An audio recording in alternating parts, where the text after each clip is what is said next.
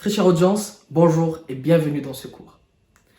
Ce cours se porte sur les types d'investisseurs. Savez-vous qu'il y a 6 manières de lever des fonds? Premièrement, la levée de fonds auprès de la famille et des amis. Beaucoup de personnes, de porteurs de projets me disent que mes parents refusent de m'aider financièrement pour lancer un projet. La question que je leur pose, c'est est-ce que votre offre a été sérieuse? Est-ce que vous leur avez proposé un projet concret avec un modèle optimiste? Parce qu'en fait, ce sont vos proches et vous n'avez pas l'habitude de leur parler d'un projet entrepreneurial. Mais c'est une raison de plus. Vous devez leur montrer que vous avez fait quelque chose de différent, qui prouve que vous êtes vraiment à fond, que vous faites les choses différemment cette fois-ci et tout ce qui vous manque, c'est le rapport.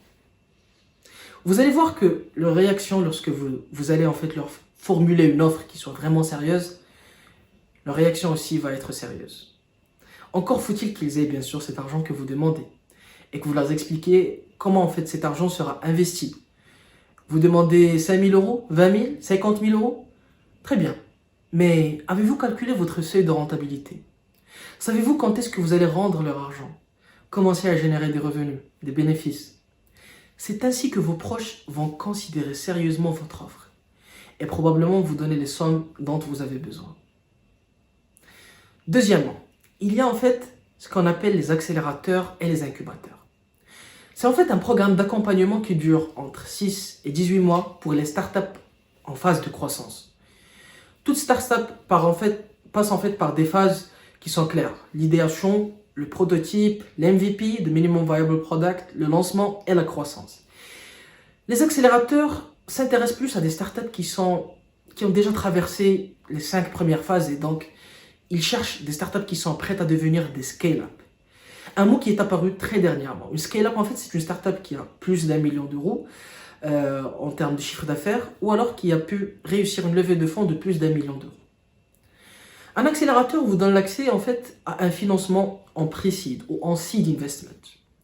Donc généralement, c'est entre 50 000 à 500 000 euros contre des parts sociales au sein de votre startup qui varie entre 5 et 30%, généralement dépendamment de votre capacité de négociation.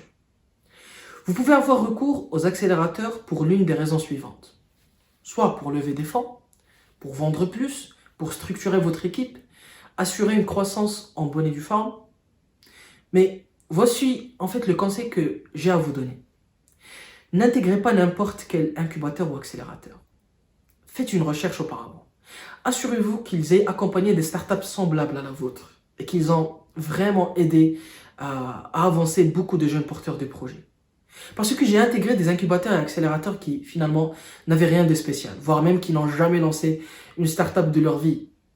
Et après quelques semaines, je commençais à constater ce manque de professionnalisme qui était incroyable à travers leur accompagnement. Et donc c'est une erreur à ne pas commettre. Ne leur donnez pas le sentiment que vous avez besoin d'eux. Parce que vous avancez avec ou sans eux. Et lorsque vous allez commencer à générer du profit, croyez-moi, c'est eux qui viendront vous chercher.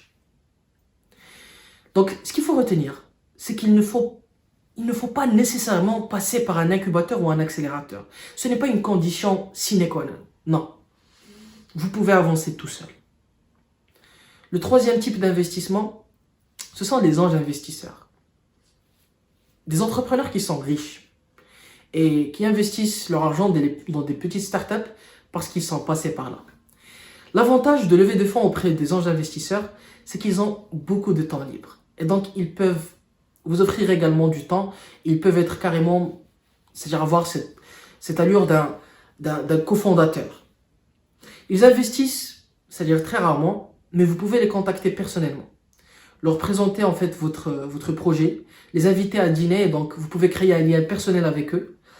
Et ils investissent pour du fun, ça les amuse. Ils ont déjà suffisamment d'argent en banque et ils cherchent de nouvelles aventures, de petites aventures par-ci par-là.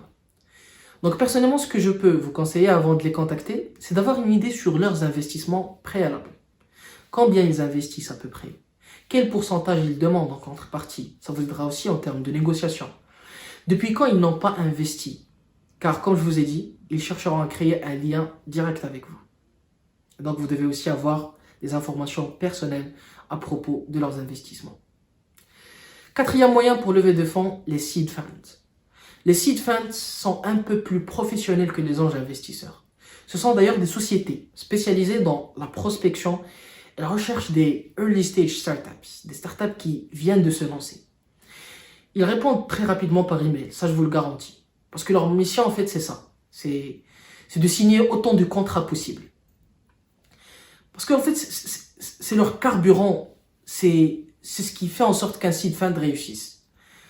Donc par exemple ils se disent voilà cette année on va investir dans 10 startups, si jamais il y a une seule qui fonctionne, très bien, on va rembourser les autres fonds.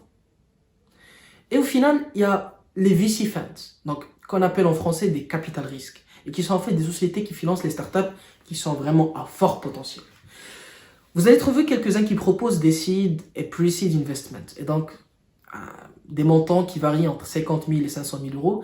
Mais la vraie spécialité d'un VC ou d'un capital risqueur, ce sont les investissements de type Série A, Série B, Série C, et donc de 1 million à 1 milliard d'euros carrément.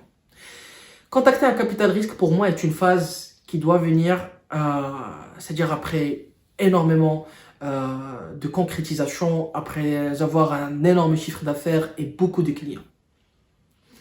Et je pourrais ajouter peut-être le crowdfunding. Le crowdfunding, en fait, ça vous permet de récolter des fonds sous forme de petits montants auprès d'un large public afin de financer un projet créatif ou entrepreneurial dans différents secteurs.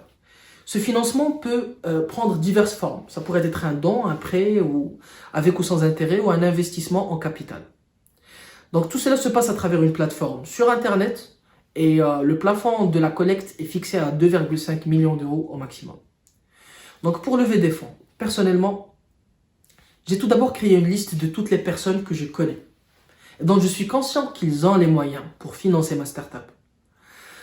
Que ce soit dans mon entourage proche ou alors dans mon entourage professionnel, j'ai préparé une présentation officielle avec un pitch avant de commencer à les solliciter. Dans les prochains cours, c'est ce que nous allons voir ensemble. Comment présenter son projet à de potentiels investisseurs. Et d'ici là, durant notre appel téléphonique, on va discuter de vos préférences pour lever des fonds. Et nous assurer déjà, si déjà, vous avez vraiment besoin de lever de fonds ou pas. Réfléchissez-y et à très bientôt dans notre prochain cours. Partagez.